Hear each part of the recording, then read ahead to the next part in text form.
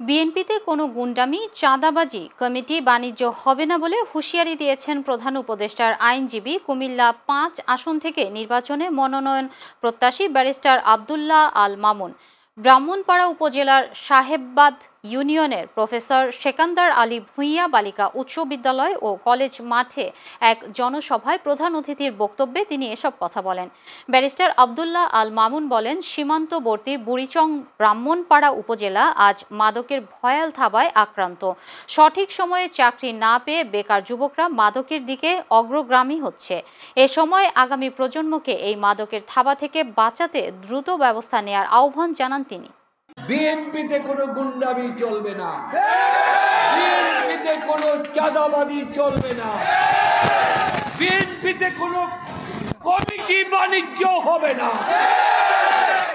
Committee বাণিজ্য করে লক্ষ কোটি টাকা পাচার করার বাণিজ্য, যারা যোগ্য, যারা রাজনৈতিকভাবে সচেতন, যারা তাদের কর্মক্ষমতা আছে, তারাই নেতৃত্ব দেবে। কোন রকম বাণিজ্য টাকা পয়সার হিসাব হবে না।